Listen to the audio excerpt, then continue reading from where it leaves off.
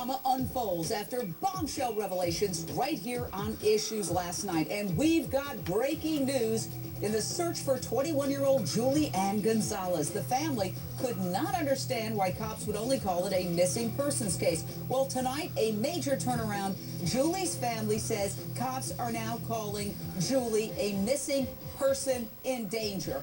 You think? Julie disappeared in Austin, Texas, March 26. We found out right here, live on Issues yesterday, that a female unknown to the family used her credit card 12 days after she vanished. We had Julie's entire family on Issues last night. Her mother, aunt, uncle, and estranged husband. And the information vacuum led to a lot of finger pointing. We saw a heated back and forth, for example, between the family and the woman's soon-to-be ex-husband, who was the last person to see her. Well, Julie didn't trust you. You know that. I understand they suspect me because I was the last person. And like I said, if anyone sees someone, of course they're going to be a suspect. And like I said, I'll be willing to do anything. Got to give him props for coming on the show. Julie left behind her pride and joy. Her 2-year-old daughter, Layla. Her family says she would never leave the child voluntarily. But even yesterday, cops weren't convinced something criminal was going on.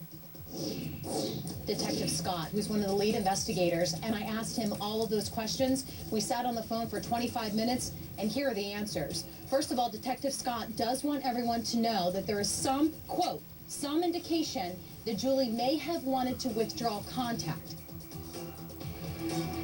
So what is that new information that caused Austin police to change the status of Julie's case to missing person in danger? Could it have anything to do with the fact that we've been covering it on this show for 2 days straight? I'm not saying, I'm just wondering, I'm asking. And I'm taking your calls on this. 1-877-JVM-SAYS. That's 1-877-586-7297. Straight out to my awesome expert panel. HLN law enforcement analyst Mike Brooks with us tonight. Investigative reporter Michelle Sagona of MichelleSagona.com. And once again, we're honored to have Julie's family here, her frantic family. Her aunt, Dora Cooper, Uncle Gil Soto, and Julie's mother, Sandra Soto. Sandra, we begin with you. Tell us what police told you about Julie's case today and what made them change the case to a high priority. Today they called me and they told me that she was now considered missing, endangered, and high priority. They didn't tell me why, or they didn't tell me, but they just said that they are definitely investigating. And what did you say in response? I said, thank God. It's about time. Thank God. And that was it? It was like a really short conversation? Hey, we're making this a top priority. See you later. I mean, or did they give you any other details? They would not give me any details. You know, I asked him, are you looking into this? Are you looking into that? You know, and they said, yes, ma'am, we are looking into everything. And everybody is under the microscope right now. You know, everybody as far as friends, even relatives, everybody is under the microscope, and that's fine. My main concern is let's find her. You know, they already dragged their feet too long on this. It took them a month to finally get her, you know, as missing and endangered. You know, now they're trying to play catch up. Well, let's hope that we do solve this case. Last night, another bombshell dropped here on Issues when we found out that an unidentified woman used Julie's credit card. Listen to this. There was one credit card purchase. What was that for? It was purchased at Best Buy.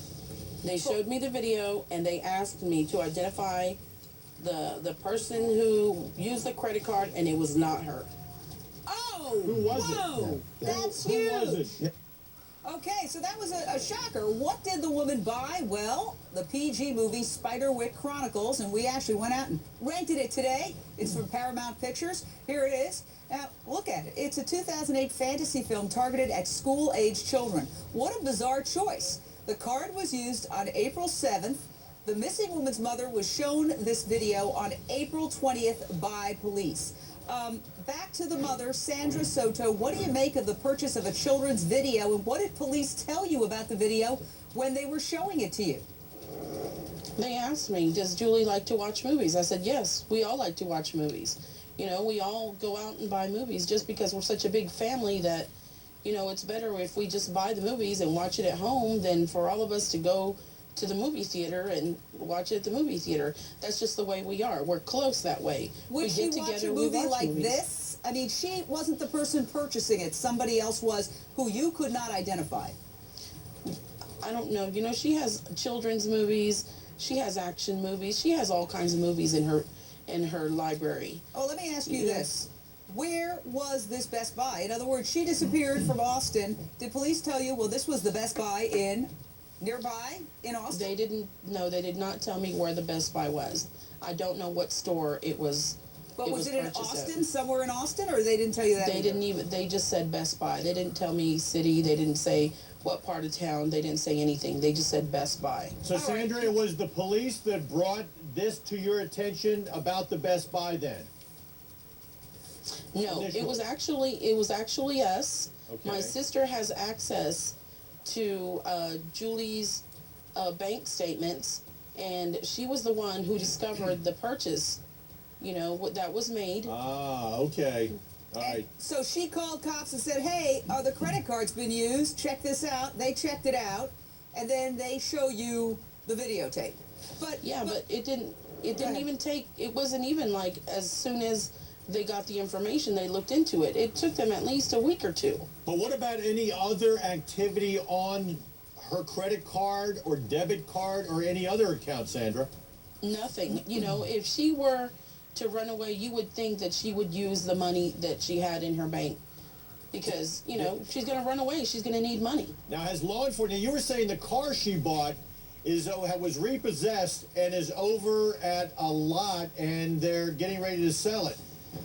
Did law enforcement tell you today if they're planning on going over there now and printing the car or processing that car possibly?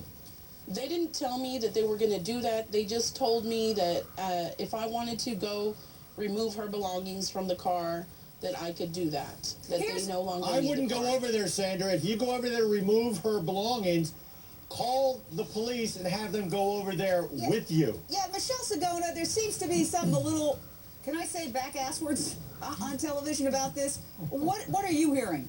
Well, it's kind of interesting. I did speak with Detective Scott last night, as I mentioned, for a long period of time, and I just spoke with him a little while ago. Unfortunately, he is not allowed to comment if this case has been elevated to an endangered persons case, endangered missing persons case, as a high priority case or not, without the permission of his public information office. Well, I spoke to the public information office. Right. I spoke to Anna, who runs the public information office. Yeah. And she says that apparently the investigator, Detective Scott's commander, that she will not give information as of right now because she said it is now a national story. Right. So there you go, Well, Jane. and I really feel, you know, in a lot of these cases, and sometimes departments, that they feel overwhelmed and they don't really know which direction things are going in. But it's important, if it is an endangered person case, to be able to come out and say, yes, this is an endangered missing person case. We do need all the tips possible,